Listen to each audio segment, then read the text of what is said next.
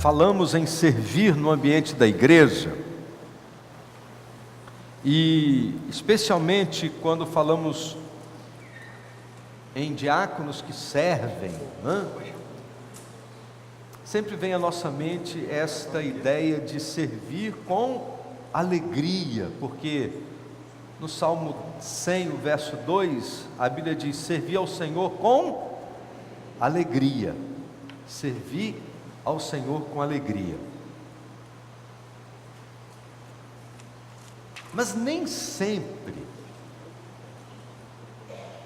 quando a gente fala em serviço, nem sempre a primeira imagem que vem à nossa mente é a imagem da alegria, por algumas razões.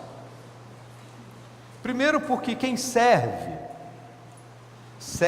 a alguém.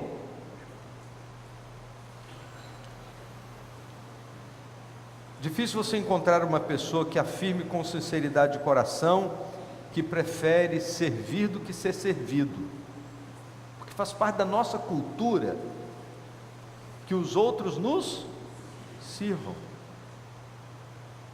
faz parte da nossa inclinação carnal que os outros nos sirvam, faz parte dessa natureza caída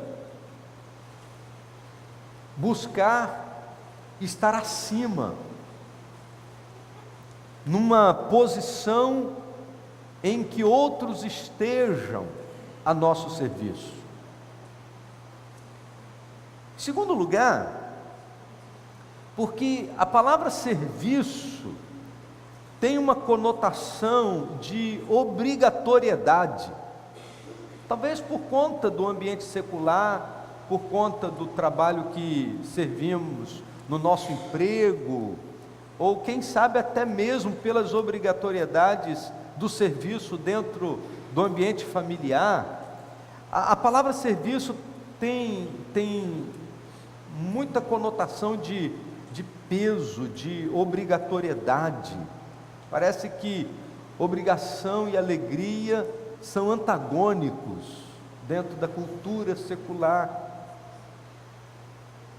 Em terceiro lugar, a palavra servir traz uma conotação de uma tarefa a ser executada, um trabalho a ser prestado. E isso não traz muito entusiasmo. Mas a Bíblia, ela nos traz um significado diferente desse significado cotidiano. E a Bíblia fala do servo como aquele que está numa condição muito especial.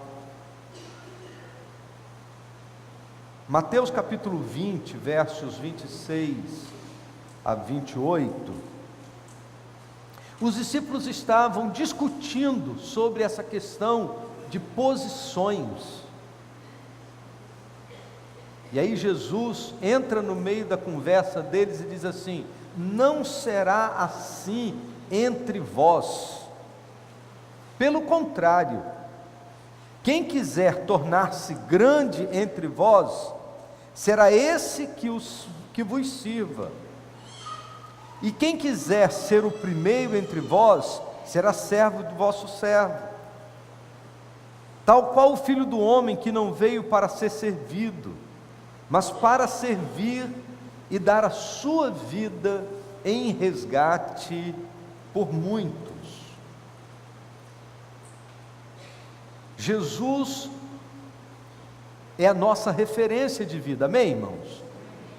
Jesus é a nossa referência de vida, e a palavra de Deus nos diz que Ele, sendo Senhor e Mestre, e tendo todas as prerrogativas para que fosse servido, Ele não veio com esse objetivo, Ele veio para servir, e no seu compromisso de serviço, Ele foi às últimas consequências, e quando Ele morreu na cruz, Ele morreu prestando um serviço a nós. Quando se entregou em sacrifício, Ele o fez prestando um serviço à humanidade. Os discípulos disputavam entre si, procurando estabelecer quem era o maior entre eles.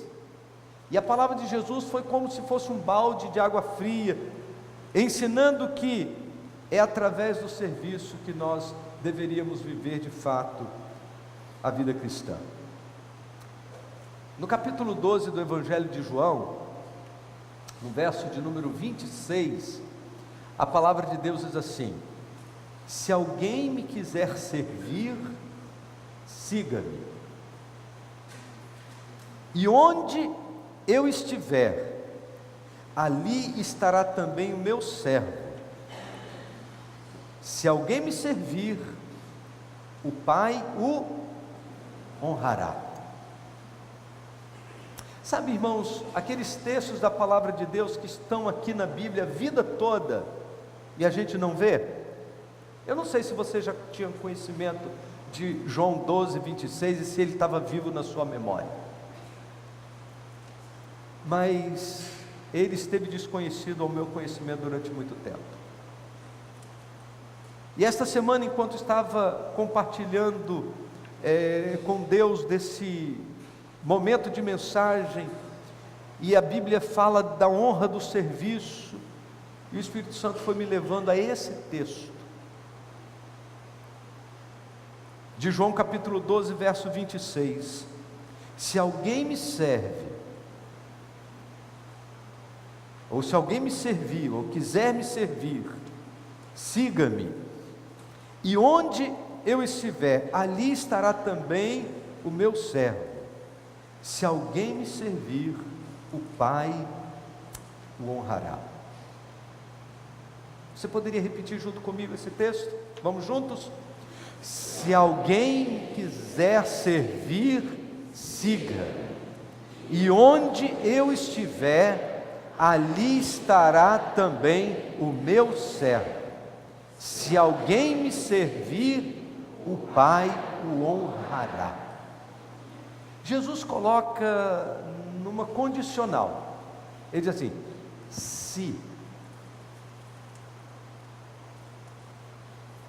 se alguém, não são todos que tenham esse despertar para servir a Deus, não são todos que são capazes de abrir mão do controle da sua própria vida para colocar a sua vida nas mãos do Senhor. É como se Jesus tivesse consciência, ao falar essas palavras, de que alguns vão escolher servir e outros não vão escolher servir. Então Jesus diz: se alguém me quiser servir, siga-me. É como se Jesus estivesse dizendo: você quer servir? Olha para mim.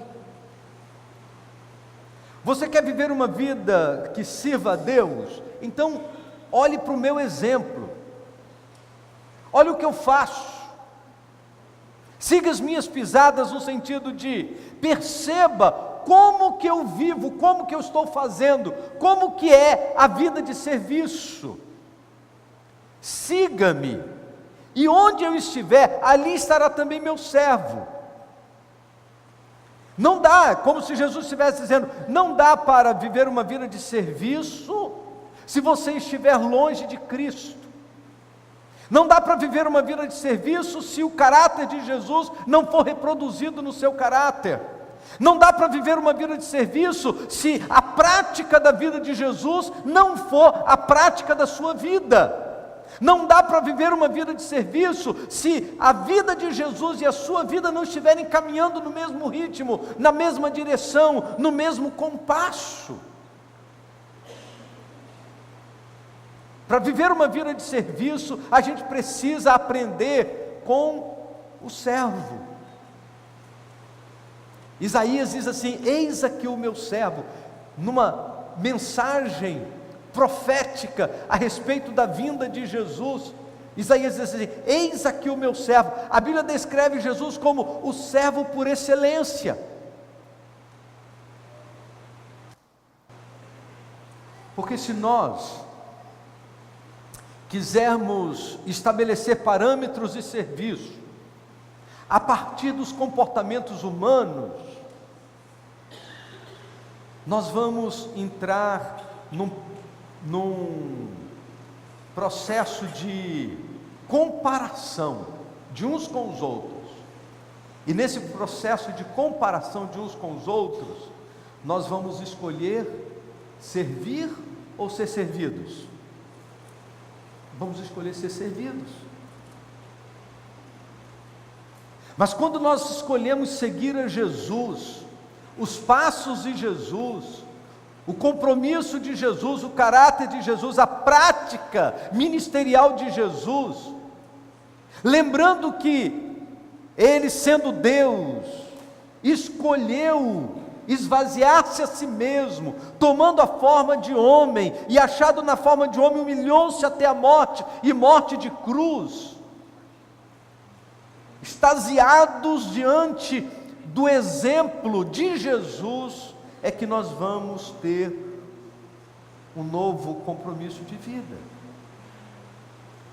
E Jesus termina dizendo assim: e se alguém me servir, o Pai o honrará.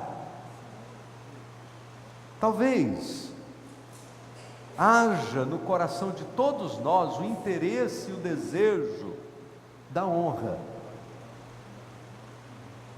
especialmente por conta desse modelo de igreja que a gente vê em nosso século. Capítulo 12 do Evangelho de João tem uma mudança de rumo, mudança de tom, assim muito brusca. Você pega o capítulo 12 do Evangelho de João, e ele começa com a unção do Senhor por parte de Maria em Betânia. Depois tem a entrada triunfal de Jesus, e aí a gente vê Jesus sendo honrado por Maria, Jesus vivendo a experiência do triunfo, da entrada triunfal em Jerusalém. Que momento gratificante, que momento lisonjeiro, aquele momento que Jesus estava vivendo. Mas logo em seguida, acontece um contraste abrupto no processo.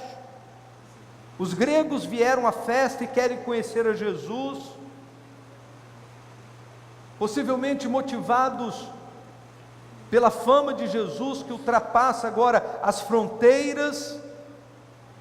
E aí Jesus diz algumas palavras muito surpreendentes a respeito de si mesmo, de que era hora de ser glorificado e que o grão de trigo, para frutificar, tem que cair na terra e morrer.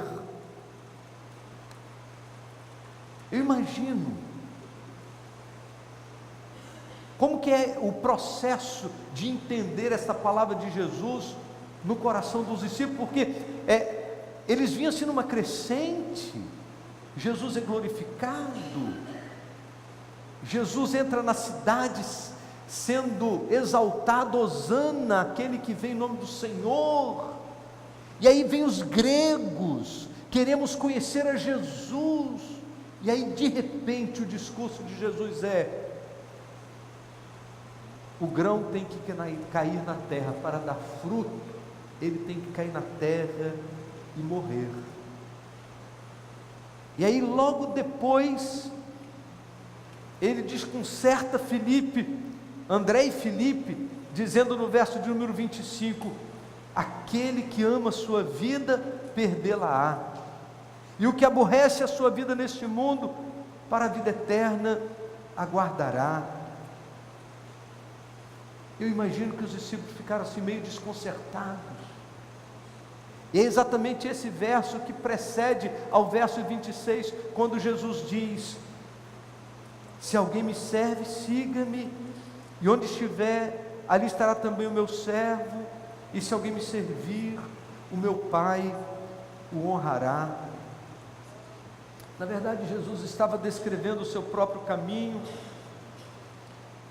Em um momento enquanto ele recebe as honras, e as honras públicas, ele aquieta o coração com pensamento de negação de si mesmo, porque ele sabia que diante dele estava aproximando-se o momento da cruz e da morte.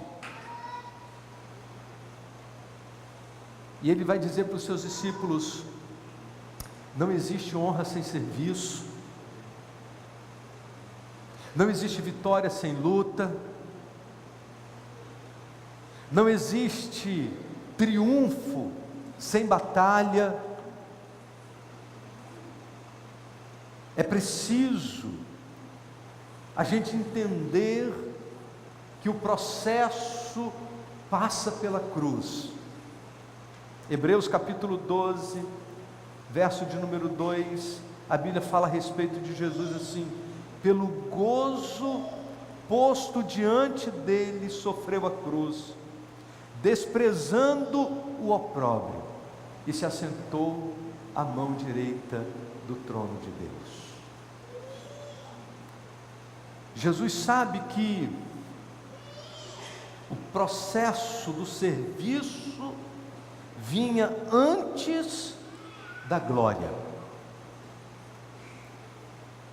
E ele sabe que ele precisa passar pela cruz. Então ele despreza o sofrimento, ele despreza o opróbrio, ele despreza a dor.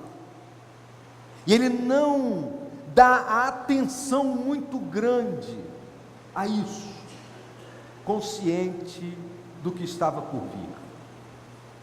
O gozo está posto além da cruz.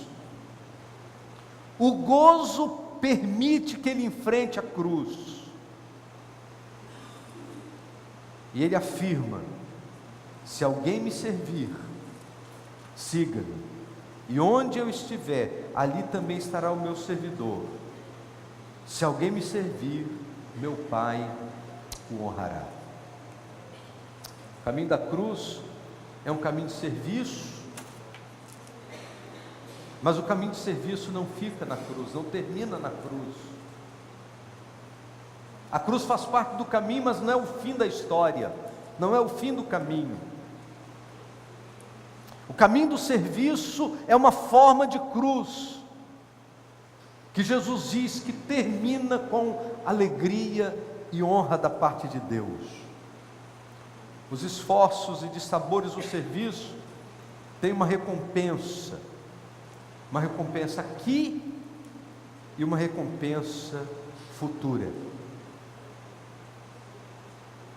No capítulo 10 do Evangelho de Marcos, no verso de número 28 a 30, os discípulos se inquietaram com essa questão e a Bíblia diz que Pedro começou a dizer-lhe: eis que nós que deixamos tudo e te seguimos, o que nós vamos ganhar com isso?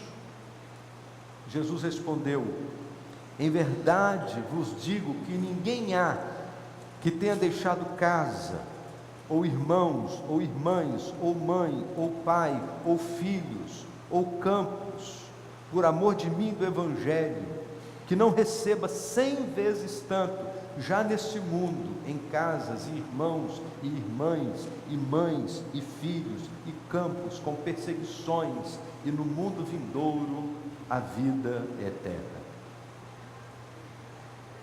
O escritor aos Hebreus vai afirmar esta verdade dizendo: porque Deus não é injusto para se esquecer da vossa obra e do amor que para com o seu nome mostrastes, porquanto servistes aos santos e ainda os servis.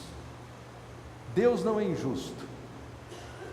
Por isso que a palavra de Deus diz: meu Pai o honrará. Talvez não sejamos honrados pelos homens, e quem espera servir na expectativa de ser honrado pelos homens geralmente se frustra. Talvez a honra humana fica muito distante dessas realidades espirituais. Mas aí vem a questão: a quem nos interessa servir?